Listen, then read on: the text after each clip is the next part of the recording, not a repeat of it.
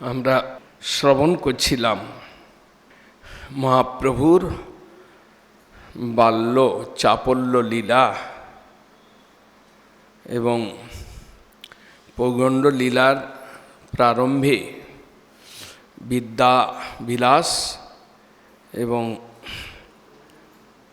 জাহ্নবী স্নানকালে যে তার চপলতা, সেই সব বিষয়ে আমরা কাল শ্রবণ করছিলাম।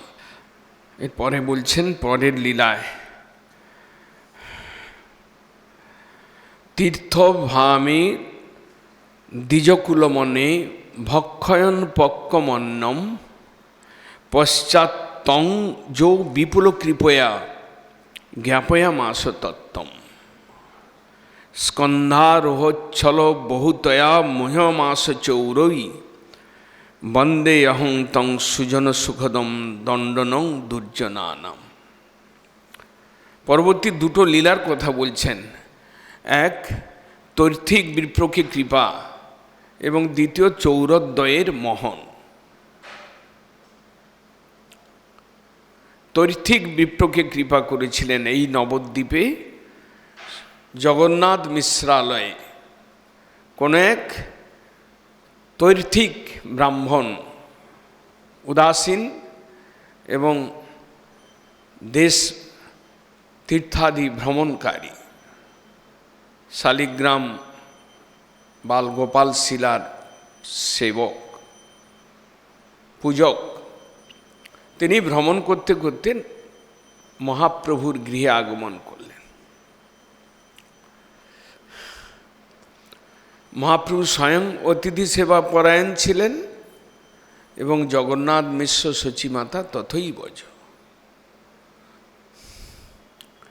ব্রাহ্মণের আতিথ্য বিধান করে থাকতে বললেন, অবস্থান করতে বললেন, ভোজনের ব্যবস্থা করলেন। তিনি স্বপাকী ছিলেন, নিজেই পাক করে ভোগ লাগাতেন, খেতেন। যখন নিজে রান্না করে ভোগ লাগাচ্ছেন, একবার নয় তিনবার মহাপ্রভু স্বয়ং সেই ভোগ প্রসাদ খেয়ে নিচ্ছেন। তৃতীয়বারে তৈর্থিক বিপ্রকে তিনি নিজ রূপ দেখালেন। অষ্টভুজ রূপে মহাপ্রভু তাকে নিজ রূপ দেখালেন। তিনি রাম অবতারে তীর ধনুকধারী, তিনি চৈতন্য অবতারে দণ্ডকমণ্ডলধারী, দুই হাতে বংশী বাদন করছেন, আর দুই হাতে, এক হাতে মাখন আর এক হাতে মাখন নিয়ে খাচ্ছেন। এইরকম একটা অদ্ভুত রূপ দেখালেন। ছলে তাকে নিজ তত্ত্বের কথা বললেন যে আমি কলিযুগে কৃষ্ণই অবতীর্ণ হয়েছি, কিন্তু আমার যতক্ষণ লীলা চলবে তুমি সেটাকে প্রকাশ করবে না কারো কাছে। তাকে কৃপা করলেন এবং শুধু তাই নয়, বললেন তুমি আমার জন্মজন্মের দাস, কৃষ্ণ অবতারে তুমি কন্যমুনি রূপে, তুমি এই রকম নন্দের গৃহে তুমি এইভাবেই ভোজন লীলা, সেখানেও আমি তোমাকে কৃপা করেছি। অতএব তুমি ধন্য, তুমি এই অবতারের কথা কারো কাছে প্রকাশ না করে তুমি এই নবদ্বীপেই আমার লীলার সহায়ক রূপে তুমি বিরাজ করো। এইভাবে তৈর্থিক বিপ্রকে তিনি কৃপা করেছিলেন। চৌরমোহন লীলা ঐশ্বর্য প্রকাশ। ভগবান তিনি ঐশ্বর্য, মাধুর্য, কারুণ্যে স্বরূপ পূর্ণতা, ভক্ত বাৎসল্যে আত্মপর্যন্ত বদান্যতা। ভগবানের ভগবত্তাতে ষড়ৈশ্বর্যপূর্ণ ভগবান, তার ভগবত্তার তিনটি গুণ, বিশেষ গুণ গৌড়ীয় বৈষ্ণব জগতে আদৃত হয়েছে এবং বেদ, উপনিষদ, পুরাণ বা তার নির্যাস স্বরূপ শ্রীমদ্ ভাগবত, চৈতন্য চরিতামৃতকার শ্রীল কবিরাজ গোস্বামী তিনি উল্লেখ করেছেন ঐশ্বর্য, মাধুর্য, কারুণ্য, এই তিনটা গুণের উল্লেখ করেছেন। ভগবান ষড়ৈশ্বর্যপূর্ণ, তিনি বিভু, তিনি সর্বশক্তিমান। এই যে তার ভগবত্তা, এছাড়াও মাধুর্যমণ্ডিত তিনি, তার মধ্যে সমস্ত প্রকার মাধুর্যের অবস্থিতি, মাধুর্য প্রকাশ করে তিনি ভক্তদের তিনি আহ্লাদিত করেন, সেই সঙ্গে কারুণ্য। তাই আমরা বলি হে কৃষ্ণ করুণা সিন্ধু, ভগবান করুণা গুণেতে তিনি সিক্ত, করুণার সমুদ্র স্বরূপ তিনি। ঐশ্বর্য, মাধুর্য, কারুণ্যে স্বরূপ পূর্ণতা, কৃষ্ণের স্বরূপ বা ভগবানের স্বরূপ। অন্যান্য অবতারে পূর্ণতা না থাকতে পারে, কারণ তারা অংশ অবতার, কেউ কলা, কেউ বিকলা, কিন্তু কৃষ্ণচন্দ্র স্বয়ং পূর্ণ। এবং মহাপ্রভু তিনি পূর্ণ, কেননা তিনি অভিন্ন ব্রজেন্দ্রনন্দন, তার মধ্যে এক্সট্রা কিছু রয়েছে। রাধা ভাবদ্যুতি সুবলিত কৃষ্ণ, সেই জন্য তিনি ঐশ্বর্য, মাধুর্য এবং কারুণ্যে তিনি পূর্ণতা প্রাপ্ত। ভগবৎ স্বরূপেরও মধ্যে তরতম বিচার রয়েছে, রসিকগণ এই সকল বিচার বর্ণন করে থাকেন। আমরা ক্ষুদ্র জীব, ভগবানের তত্ত্ব বিচারে অক্ষম, কিন্তু রসিক মহাজনের পদপ্রান্তে এসে আমরা এই সকল কথা শুনে থাকি। কিন্তু এই তিনটা গুণের পরেও এক্সট্রা একটি গুণ, যেটা ভগবানের মহিমাকে অনেক বেশি মহিমান্বিত করে, তিনি হচ্ছেন, সেই গুণটি হচ্ছে ভক্তবাৎসল্য গুণ। ভক্তবাৎসল্যে আত্মপর্যন্ত বদান্যতা। ভক্তবাৎসল্য গুণ, তিনি এই গুণের দ্বারা ভক্তকে রক্ষণ করেন, পালন করেন, তিনি নিজেও নন্দিত হন। শুধু তাই নয়, তিনি নিজেকে পর্যন্ত দিয়ে দেন। ভক্তবাৎসল্যে আত্মপর্যন্ত বদান্যতা, ভক্তের জন্য তিনি কি করতে পারেন না, সব কিছুই করেন, কিন্তু শেষ সীমায় গিয়ে তিনি নিজেকে পর্যন্ত দিয়ে দেন। ন আত্মানম উপচয়া উপচয়ু যস্য স। ভগবানকে স্তুতি করতে গিয়ে অক্রূর মহারাজ বলছেন যে ক পণ্ডিত তদ অপরং শরণং সময়াত। এমনকি রয়েছে পৃথিবীতে বিদ্বান, চালাক, বুদ্ধিমান, অথচ আপনার চরণ শরণ নেয় না, আপনার চরণে শরণ নেয় না। ক পণ্ডিত তদ অপরং শরণং সময়াত। আপনাকে বাদ দিয়ে অন্য কোনো জাগতিক মানুষের শরণাগত, রাজার শরণাগত, স্বামীর শরণাগত কে? যিনি বুদ্ধিহীন, কিন্তু যার বুদ্ধি রয়েছে তিনি আপনাতে শরণাগত হন। এবং আপনি সুহৃদ, আপনি দয়ালু, এবং আপনি ভক্তবাৎসল্যে আপনি নিজেকেও পর্যন্ত দিয়ে দেন। তাতে আপনার কোনো লাভ এবং হানি আপনি বিচার করেন না। প্রকৃতপক্ষে ভগবানের লাভ এবং হানি কিছুই হয় না। তিনি পূর্ণাৎ পূর্ণতম, যিনি পূর্ণ, তার আবার লাভ কি, হানি কি? তাই ন আত্মানম উপচয়া উপযস্য স। আপনার এই যে নিজেকে দিয়ে দেওয়া, ভক্তের কাছে বিকিয়ে দেওয়া, ভক্তের অধীন হয়ে যাওয়া, তাতে আপনার উপকার বা অনুপকার, লাভ বা হানি কোনোটাই হয় না। বরং আপনি আরও বেশি মহিমান্বিত হয়ে যান ভক্তের কাছে যখন আপনি নিজেকে সারেন্ডার করে দেন। অর্জুনের সারথি হয়ে বসলেন, তাতে ভগবানের কোনো হানি হলো না। তিনি যে কতখানি বৎসল সেটাই প্রমাণিত হয়েছে। তাই বলছেন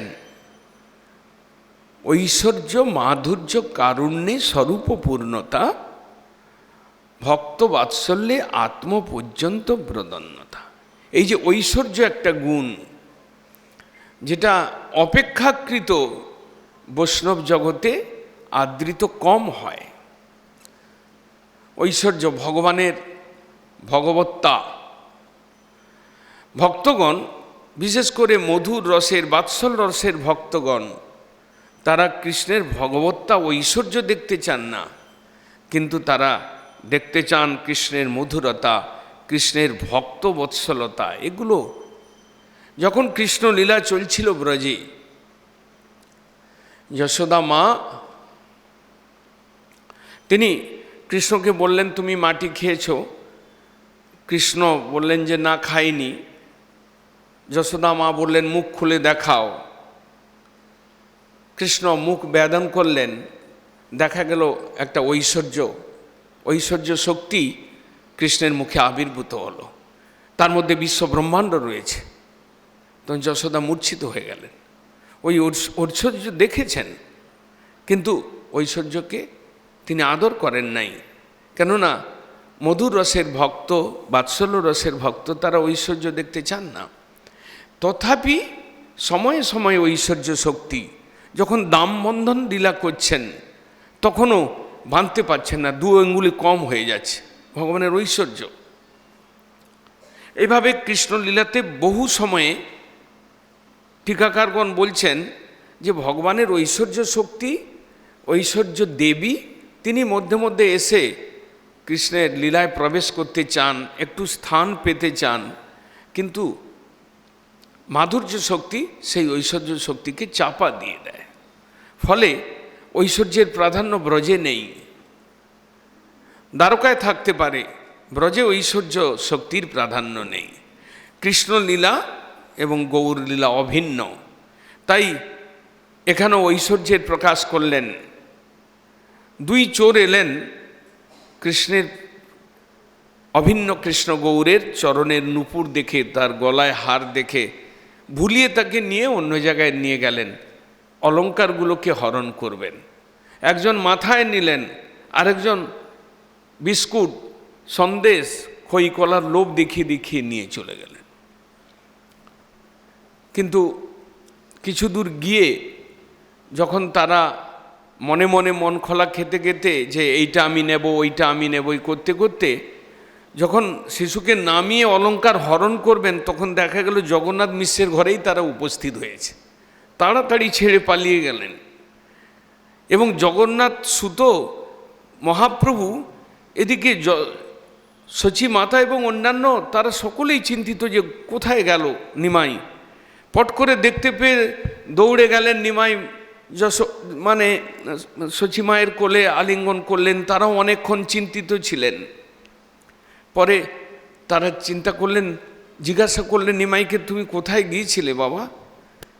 বলছে, না আমি তো এই দিকে একটু ঘুরতে গিয়েছিলাম। তো কার সঙ্গে গিয়েছিলে? এই জন্য 2 জন বললেন, এই 2 জন আমাকে ঘুরিয়ে এখানে ছেড়ে দিয়ে গেল। এর মধ্যে লীলা হয়ে গেল, ঐশ্বর্যের প্রকাশ। 2 চোর, তারা ভাবছেন ভেলকি বা দিল কোন জনে, আর আমরা এখানে এসেছি, ভেলকি কে দিল? আমরা তো অন্য জায়গায় নামাচ্ছিলাম। এদিকে সচী মাতা এবং অন্যান্য যারা নিমাইকে ভালোবাসতেন, তারা চিন্তা করলেন নিমাই কোথায় গেল। ঠিক তৃণাবর্তাসুর বধ লীলার অনুরূপ এই লীলা। যখন তৃণাবর্তাসুর কৃষ্ণকে আকাশমার্গে নিয়ে চলে গেলেন, কিছুক্ষণের জন্য তারা কেউ দেখতে পেলেন না কৃষ্ণকে। এইভাবেই এই 2 চোরের দ্বারা অপহৃত হয়ে নিমাইও কিছুক্ষণ দেবদেবী তাদের দর্শন দিন, বা নগরবাসী অন্যকে দর্শন দিন, দিয়ে এলেন। তিনি খুশিতে রয়েছেন। এর মধ্যে তার ঐশ্বর্য একটু উকি দিয়ে চলে গেলেন। ঐশ্বর্য দেবী বেশি স্থান পান না কৃষ্ণ ভক্তের কাছে। বিশেষ করে সখ্য বাৎসল্য মধুর রসের যারা সেবক সেবিকা, তাদের কাছে ঐশ্বর্য দেবী খুব একটা স্থান পান না। কিন্তু ভগবান, তার ভগবত্তা রয়েছে, মধ্যে মধ্যে ঐশ্বর্য দেবী এসে একটু খেলা দেখিয়ে যান। ওই খেলাটাই দেখিয়ে গেলেন, দুই চোরের মাধ্যমে এসে খেলা দেখিয়ে তাই চলে গেলেন। এইভাবে দেখা যাচ্ছে যে স্কন্দার রোহচ্ছল বহুতয়া মোহমাস চৌরবী, স্কন্দে আরোহণ করবার ছলে তৃণাবর্তাসুরের স্কন্দে বসেছিলেন কৃষ্ণ। একটু ঘুরবার ইচ্ছা হয়েছিল এবং গোস্বামীগণ বলছেন যে আকাশ মার্গে স্বর্গের দেবদেবী তারা অনেকেই কৃষ্ণকে দেখবেন, ভালো করে দেখতে পাচ্ছিলেন না। এখানে তো গোকুলে বা নন্দগৃহে সবসময় সেই যশোদা যে সখী স্থানীয় সব মাতৃস্থানীয় কৃষ্ণের সকলে ঘিরে রাখতেন, তাকে আহ্লাদ করতেন, তাই ফ্রিলি দেখতে পেতেন না। তৃণাবর্তাসুরের স্কন্দে যখন উপরে নিয়ে গেল, তৃণাবর্তাসুর বহু দূর পর্যন্ত নিয়ে গেলেন, খুব সুন্দরভাবে তারা কৃষ্ণকে দর্শন করেছিলেন। এবং এক্ষেত্রে মহাপ্রভু কৃষ্ণলীলার অনুরূপে তিনি চোরের কাঁধে বসে একটু ঘুরে এলেন, কারণ এরা তো ঘুরতে দেবে না, এরা তো সব সময় খই কলা এটা দেবে ওটা দেবে, এরা এই একটু নাচো এই একটু করো এইরকমই করে ঘিরে রেখেছে। একটু ঘুরে এলেন, বেরিয়ে এলেন, তৃণাবর্তাসুর লীলার অনুরূপ লীলা করে। এরপরে বলছেন আরুহ্য পৃষ্ঠং শিব ভক্ত ভিক্ষ সংকীর্ত রুদ্রস্য গুণানুবাদম রেমে মহানন্দময় জয়ীশ তং ভক্ত ভক্তং প্রণমামি গৌরম। ভক্ত ভক্তম, ভক্তের ভক্ত ভগবান, আমরা ভক্তি করি ভগবানকে, আর তিনি আবার ভক্তি করেন আমাদেরকে। তিনি ভক্তের ভক্ত। ভাগবতে এইরকম একটা শব্দ সুখদেব গোস্বামী উল্লেখ করেছেন, বলছেন এবং সভক্ত রাজন ভগবান ভক্ত ভক্তিমান। ভগবান তিনি ভক্তের ভক্তি করেন, ভক্তিমান তিনি, ভক্ত ভক্তিমান।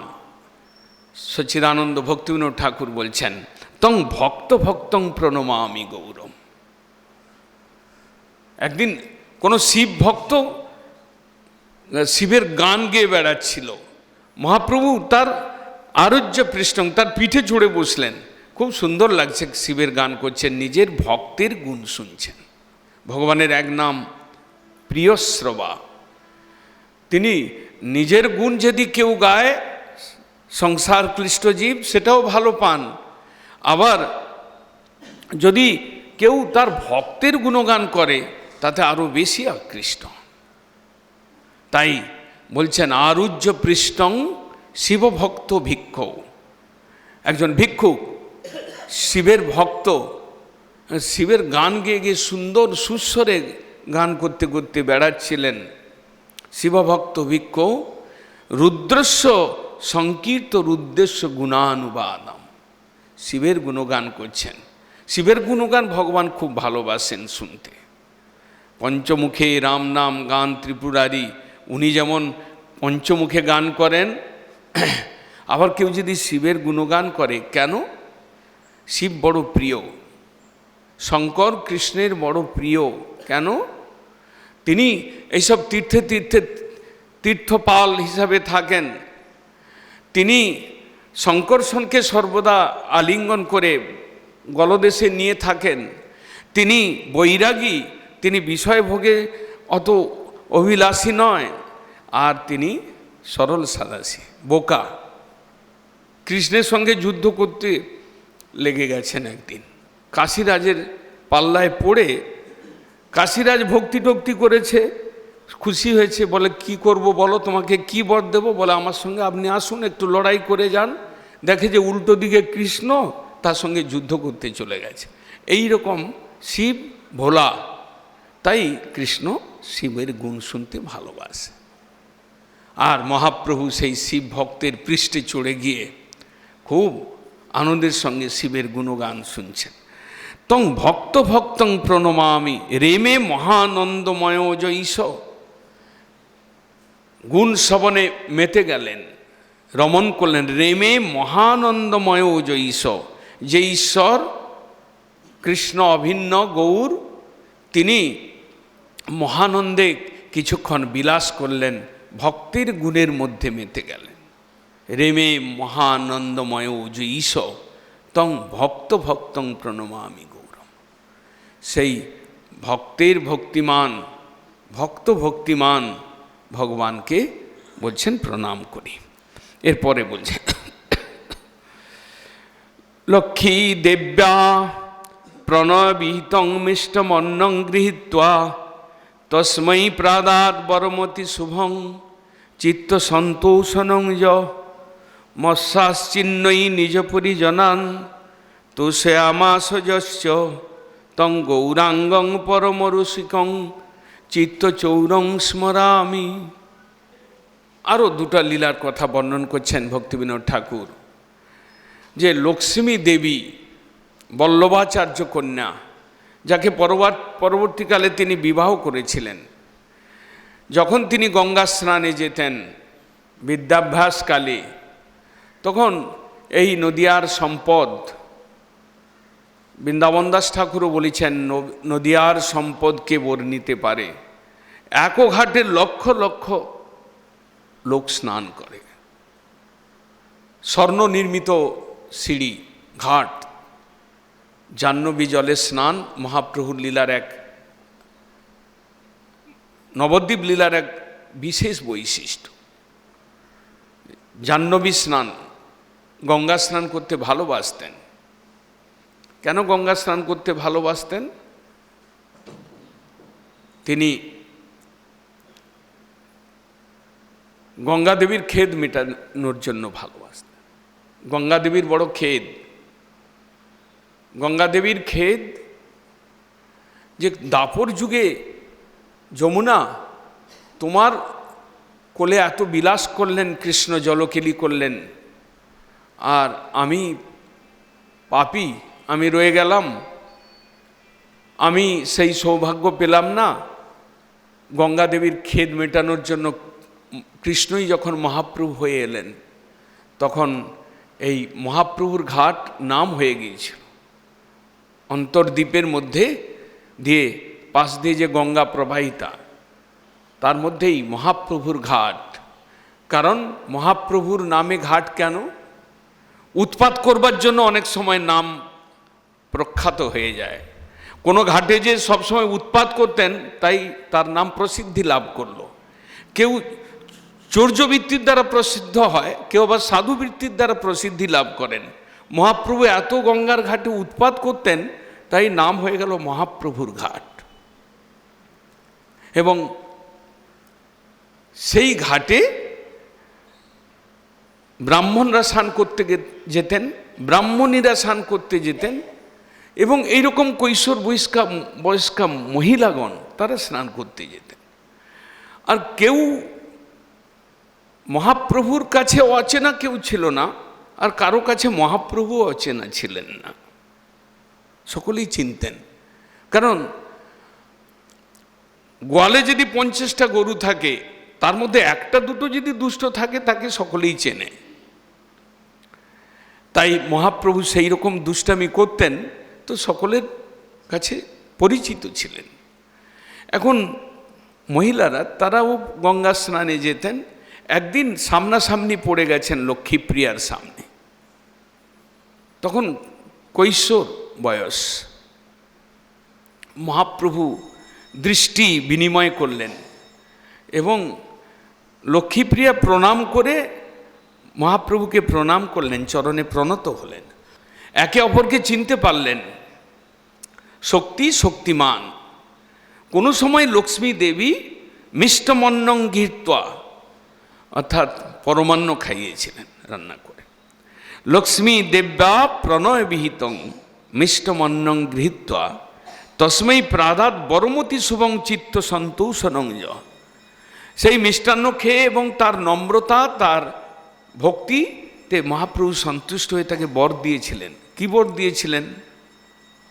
তোমার অভিলষিত বর তুমি পাও, তুমি তোমার স্বামী একজন ভালো স্বামী তুমি পাও, এইরকম বর দিয়েছিলেন লক্ষ্মীপ্রিয়াকে।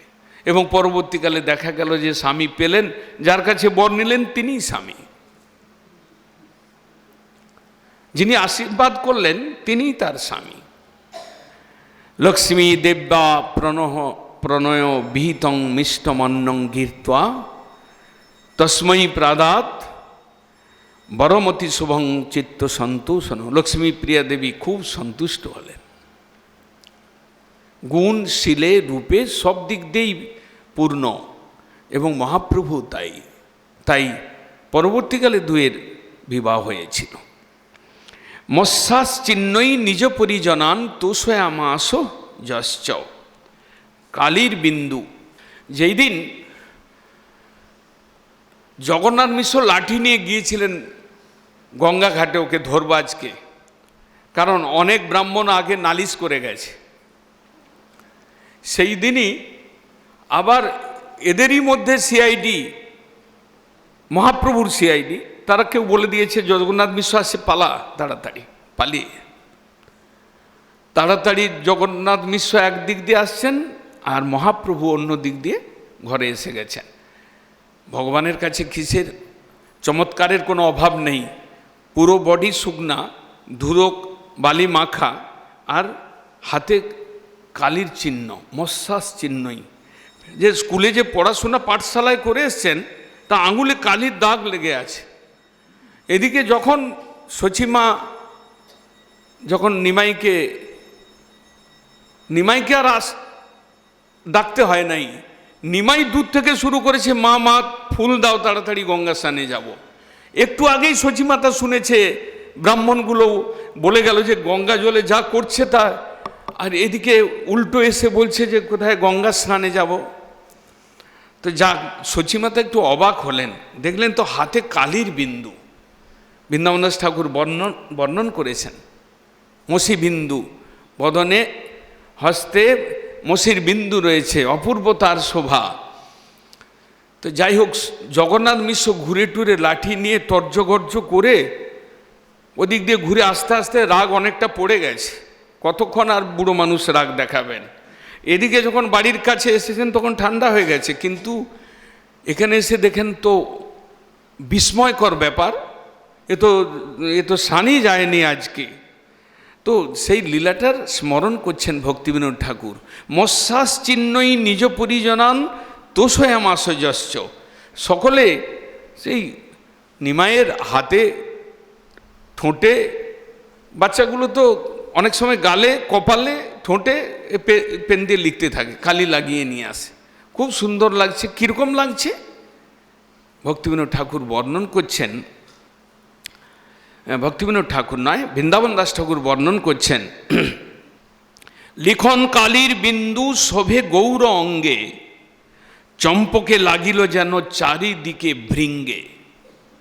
চম্পক পুষ্প, চাঁপা ফুল, গৌরসুন্দরের বর্ণ চম্পক বর্ণ, স্বর্ণবর্ণ, পীতবর্ণ, উজ্জ্বল পীতবর্ণ। চাঁপা ফুলে যদি মৌমাছি বা ভ্রমর বসে, ভ্রমর তারা কৃষ্ণবর্ণ, চাঁপা ফুলের উপরে যদি বসে তাতে একটা বেশ সুন্দর শোভা দেয়। সেটা বৃন্দাবন দাস ঠাকুর বর্ণন করছেন, গৌর অঙ্গেতে এই যে কালির বিন্দু, সেটা যেন চম্পক পুষ্পের উপরে ভ্রমরের অবস্থা। সেই শোভাটা একটা মানে রূপক কল্পনা করে বললেন বৃন্দাবন দাস ঠাকুর। লেখন কালির বিন্দু শোভে গৌর অঙ্গে, চম্পকে লাগিল যেন চারিদিকে ভৃঙ্গে। এইভাবে বর্ণন করেছেন মহাপ্রভুর লীলা। তারপরে লীলা বর্ণন করছেন, এরপরে একটা অদ্ভুত লীলার বর্ণন করছেন। মহাপ্রভু একদিন বজ্র হাঁড়ির উপরে আসন করে বসেছেন, আর ভালো করে মাটির হাঁড়িগুলোর পেছনে যে কালি থাকে ভালো করে একদম নিজের শরীরে বিভিন্ন দিকে লেপে নিয়েছেন। সেটার বর্ণন করছেন ভক্তিবিনোদ ঠাকুর। উচ্ছিষ্ট ভাণ্ডেষু বসন বরাঙ্গ, মাত্রেই দদৌ জ্ঞানম অনুত্তমঞ্জ। অদ্বৈত বিধি পথিকই উপাস্যম তং গৌরচন্দ্র প্রণমামি নিত্যম। উচ্ছিষ্ট বজ্র হাঁড়ির উপরে বসেছেন, এবং আজও কোথাও কোথাও হয়তো দেখতে পাওয়া যায়, খুব কমই, পূর্বে গ্রামগঞ্জে মাটির হাঁড়িতে রান্না, কোনো অসুজ হলো, জন্মাসুজ বা মৃতাসুজ বা হাঁড়িটা কোনোভাবে এঁটো হলো, সেগুলোকে একটা স্থানে ফেলানো হতো, বজ্র হাঁড়ি, যেগুলোকে অপবিত্র মানা হয়। সেই অপবিত্র স্থান, যে স্থানে হাঁড়িগুলো ফেলানো হয়, এবং অপবিত্র হাঁড়ি, বজ্র হাঁড়ি ভাঙা গোটা সব ভালো করে সাজিয়ে, থাক থাক করে সাজিয়ে একটা উচ্চ আসন তৈরি করলেন। আর সোনার অঙ্গ খুব ভালো করে কালি টালি মেখে ওখানে বসে গেলেন আসনের উপরে। কি সুন্দর লাগছে, যেই যায়, আরে নিমাই নাকি, আরে আরে নিমাই তুমি কি করছো, এদিকে আসো তাড়াতাড়ি, এসব কি হচ্ছে। খুব আনন্দ, যতজন আসে দেখে নিমাইকে, খুব ওনার আনন্দ। কারণ আমার আজকে বেশ ভালো মা কালীর মূর্তিটা দেখে জাগেরা, সেজেছেন ভালো করে। আর এই খবর যে যখন শচী মায়ের কাছে পৌঁছলো এবং জগন্নাথ মিশ্রের কাছে, হায় হায় করে তারা দৌড়ে এলেন। পূর্বের ঘটনা কি, তার পড়া বন্ধ হয়ে গেছে। জগন্নাথ মিশ্র বলছেন যে একে পড়াতে দেব না, স্কুলে যেতে দেব না, পাঠশালায় যেতে দেব না। কেন?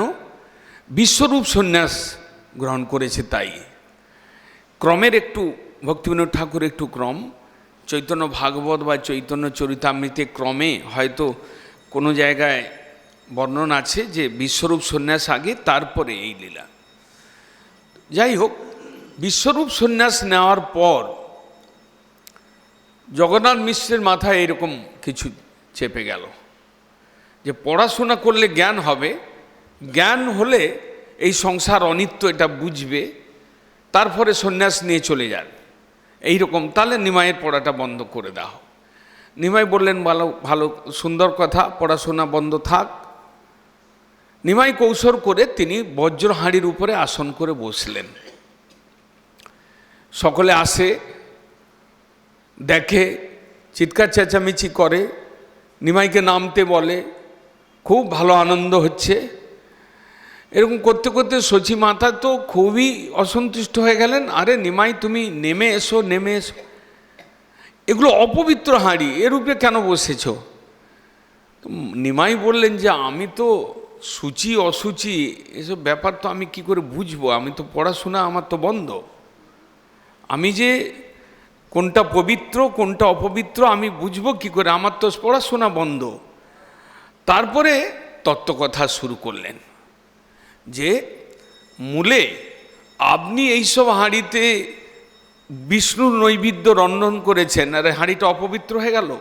অন্নটা পবিত্র, ভগবান পবিত্র, তিনি খাচ্ছেন, আর হাঁড়িটা এখানে ফেলে দিলে হাঁড়িটা হয়ে গেল অপবিত্র।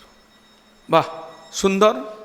এই করতে করতে ভগবান তিনি মাত্রে দদৌ জ্ঞানম অনুত্তমঞ্জ, এই ছলে, এই লীলার ছলে তিনি মাতাকে উত্তম জ্ঞান, শ্রেষ্ঠ জ্ঞান, অদ্বৈত বিধিপথিকই, অদ্বৈত মার্গীয় যে জ্ঞান, যে জ্ঞানের দ্বারা ব্রহ্মজ্ঞান, আত্মজ্ঞান লাভ করা যায়, জড় জ্ঞানের উপরে আসা যায়। প্রকৃতপক্ষে আমরা শাস্ত্রেতে দেখতে পাই যে জ্ঞান তিন প্রকার রয়েছে।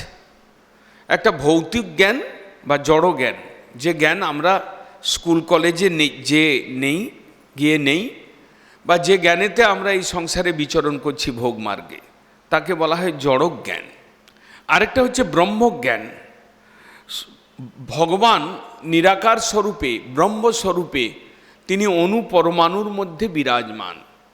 হরি সর্বত্র সর্বদা, শাস্ত্রে যে কথাগুলো আমরা শুনি, তিনি অনুপরমাণুর মধ্যে বিরাজমান রয়েছেন, তিনি ব্রহ্মরূপে রয়েছেন। এই জ্ঞানটার নাম হচ্ছে ব্রহ্মজ্ঞান। অর্থাৎ মিথ্যা জ্ঞান তার উপরে, ব্রহ্মজ্ঞান তার উপরে ভগবত জ্ঞান, ঈশ্বর সম্বন্ধীয় জ্ঞান, সাকার জ্ঞান। এই তিন প্রকার জ্ঞান ক্রম উন্নত পন্থায় আমরা এগোতে পারি। ভৌতিক জ্ঞান বা মিথ্যা জ্ঞান বা জড় জ্ঞান বা মায়িক জ্ঞান, এর উপরে না ওঠা পর্যন্ত আমরা মুক্তির পথের পথিক, ভক্তি পথের পথিক হতে পারি না। কারণ জড় জ্ঞানটা নিতান্তই হেয়, তুচ্ছ, যেহেতু জড় বস্তুগুলো অনিত্য। মহাপ্রভু সেই হাঁড়ির উপরে বসে, পাঠক সিংহাসনে যেমন বসে পাঠ করেন, মহাপ্রভু ওই বজ্র হাঁড়ির সিংহাসন, নির্মিত সিংহাসনের উপরে বসে মাকে, এবং কবিরাজ গোস্বামী পাদ বলছেন দত্তাত্রেয় ভাবে মহাপ্রভু মাকে উপদেশ করছে। অনসোয়া এবং অত্রি এদের বংশে ভগবান অবতীর্ণ হয়েছিলেন, দত্ত হয়েছিলেন, দত্তরূপে অবতার নিয়েছিলেন, তাই তাকে বলা হয় দত্তাত্রেয়।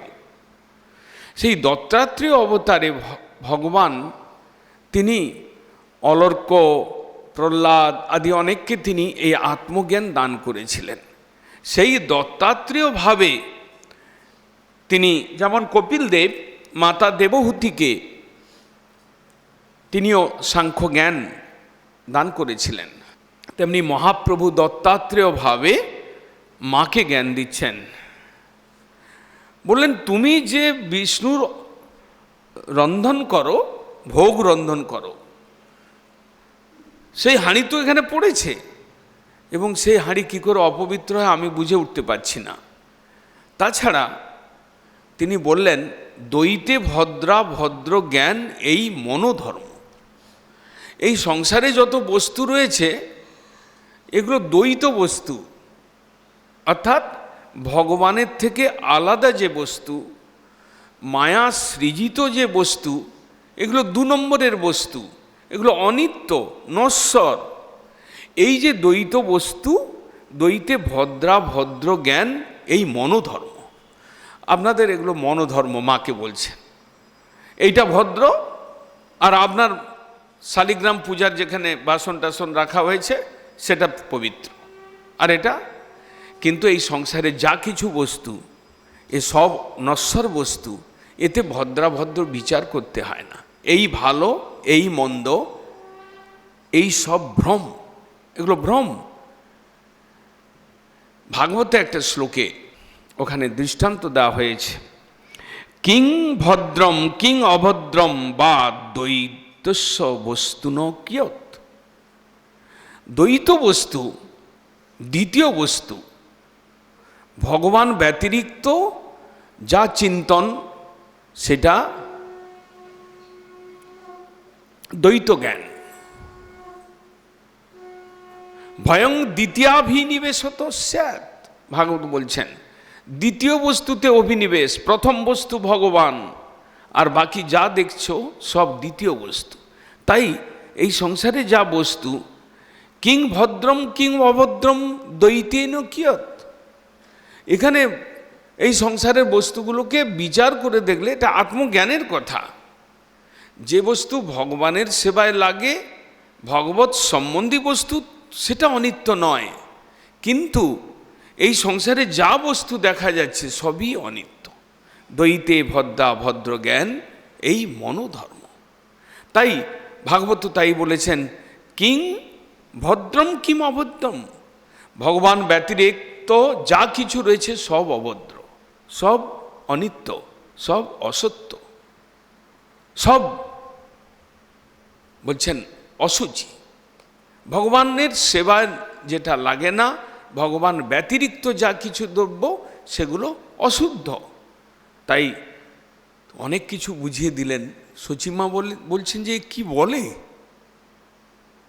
2 দিনের ছেলে, হ্যাঁ, এখনো প্যান্ট পরিয়ে দিতে হয়, এ আবার কি বলে, আসনে বসে ভাগবত পাঠ করছে নাকি, আর মাকে শোনাচ্ছে ভাগবত। বাবা বাছা করে বললেন যে বাবা তুমি চলে আসো, এগুলো বসতে হয় না, আসো তাড়াতাড়ি। যত ডাকছেন তত আরো জিদ নিয়ে বসে আছে, বাচ্চাদের যা হয়। মাকে খেপালে আনন্দ, আর নিজে যেখানে বসেছেন ওখানেও আনন্দ।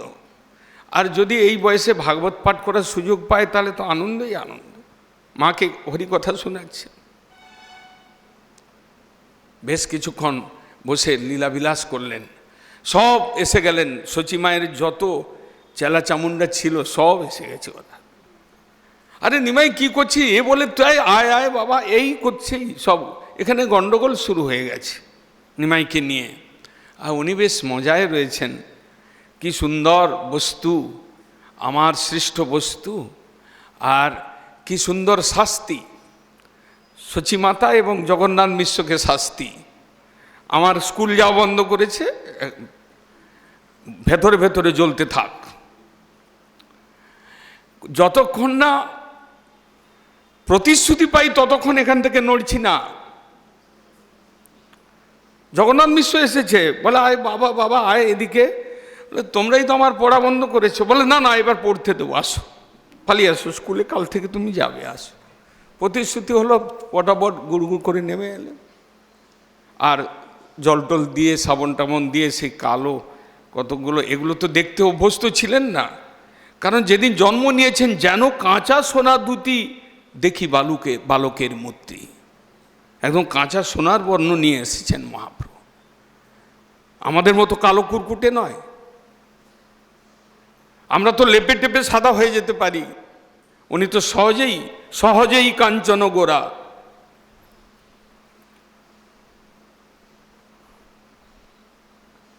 কাঞ্চন বর্ণের গৌর বর্ণে এসেছেন উনি, রাধার ভেতরের ভাব নিয়ে এসেছেন, রাধার বাইরের রং নিয়ে এসেছেন, গৌরাঙ্গী। তাকে আবার সেই রূপ দান করলেন। এইভাবে বলছেন, দৃষ্টা তু মাতুর উচ্ছিষ্ট ভাণ্ডে সুবসন বরাঙ্গ মাত্রে দদৌ জ্ঞানম অনুত্তমম য অদ্বৈত বিধিপথিকই উপাস্যম। অদ্বৈত বাদের যে পথ, সেই পথে ভগবান আরাধিত হন, এটা মহাপ্রভু তাদেরকে জ্ঞান দিলেন। অদ্বৈত বিধি প্রতীকই উপাস্যং, আমি উপাস্য তত্ত্ব, এবং আমাকে উপাসনা করবে কে? এই জড়বুদ্ধি সম্পন্ন মানুষ আমাকে উপাসনা করতে পারে না। যারা দ্বৈতে ভদ্রাভদ্র সমস্ত মিথ্যা বস্তুগুলোকে এই সূচি এই অসুচি, এই ভদ্র এই অভদ্র এরকম বিচার করেন, তারা ভগবানের উপাসনা করতে পারেন না। মাকে এই জ্ঞানটা দিলেন, অদ্বৈত বিধি প্রতীকই উপাস্যম। ভগবানের ভজন করতে গেলে ওই জড়ীয় জ্ঞান, মাটিয়া বুদ্ধি থেকে উপরে আসতে হয়। উপরে এসে সর্বত্র ভগবানের অবস্থিতি, সর্বত্র ভগবানের অবস্থান, এটা বুঝে ভগবানের সৃষ্টিকে আদর করতে হয়, প্রণাম করতে হয়, আর ভগবানের সৃষ্টি বস্তু দিয়ে ভগবানকে সেবা করতে হয়। তেন ত্যক্তেন ভঞ্জিতা, ভগবানের দেওয়া জিনিস ভগবানকে দাও, ভগবানকে দিয়ে অবশিষ্ট তুমি গ্রহণ করো। ভাগবতে উপনিষদে এই সকল কথা বলা রয়েছে। এইভাবেই মহাপ্রভু তিনি মাকে জ্ঞান দিলেন। পরবর্তী লীলা বলছেন, দৃষ্টা তু মাতুর কদনং সলস্ট্রয়ী তস্যই দদৌ দেশিত নারী কেলে বাৎসল্য ভক্তা সহসা শিশুর্য তং মাতৃভক্তং প্রণমামি গৌরম। বাচ্চা ছেলেগুলো খেলতে খেলতে ঢিলা ছোড়ে। এখন কোনোদিন এমন হয়েছে মহাপ্রভু ঢিল ছড়েছেন আর মায়ের মাথায় যে লেগেছে। দৃষ্টা তু মাতুর কদনং সলস্ট্রয়ী, ঢিলাটা যে মায়ের মাথায় লেগে গেছে, মা মূর্ছিত হয়ে পড়ে গেছে। চিন্তায় পড়ে গেলেন, আরে সর্বনাশ, মহাপ্রভু তো মাতৃভক্ত ছিলেন, নিজেই কাঁদতে শুরু করলেন। সব পাড়া প্রতিবেশী এসে গেল, ঘিরে ফেলল। তাদের মধ্যে একজন রমণী মহাপ্রভুকে ডেকে বললেন, নিমাই শোনো, চিবুকটা ধরে ঠোঁটের নিচে ধরে আদর করে বললেন যে দেখো নিমাই, তোমার মা কিন্তু অজ্ঞান হয়ে গেছে, তুমি এক কাজ করো, সাদা নারকেল কোথাও থেকে এনে দাও, ঠিক হয়ে যাবে। চৈতন্য মঙ্গল গ্রন্থে এটা বর্ণন রয়েছে, চৈতন্য চরিতামৃতে উল্লেখ করেছেন। তাড়াতাড়ি গেলেন আর সাদা নারকেল নিয়ে এলেন, মায়ের শরীরে নাকের কাছে শোঙালেন, শরীরে স্পর্শ করলেন, মা চেতনতা প্রাপ্ত হলেন। কিন্তু সেটা তো আশ্চর্যের কথা নয়। আশ্চর্যের কথা, সাদা নারকেলটা পেলেন কোথা থেকে? সেটাও আশ্চর্যের কথা নয়। ভগবান তিনি যদি একটা সাদা নারকেল না নিয়ে আসতে পারেন, আর তার ভগবতটা কোথায় গেল? মাকে বাঁচাবার জন্য পট করে গেলেন, সাদা নারকেল নিয়ে এলেন আর মস্তকে ছোঁয়ালেন, মা ঠিক হয়ে গেলেন। বলছেন তং মাতৃভক্তং প্রণমামি গৌরম।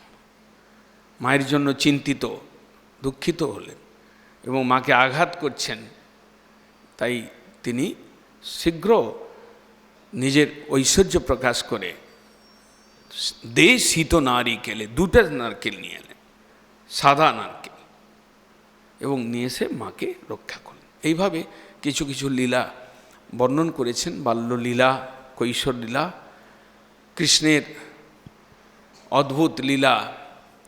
কৃষ্ণ হচ্ছেন লীলার জাল বিস্তার করেছিলেন, তাই তিনি লীলাময়, লীলা পুরুষোত্তম বলা হয়। এবং চৈতন্যদেব যেহেতু স্বয়ং কৃষ্ণ, তাই কৃষ্ণ লীলার কোনো অংশে তিনি কম লীলা করেন নাই। হরে কৃষ্ণ। বাঞ্ছা কল্পতরুভ্যশ্চ কৃপা আছে।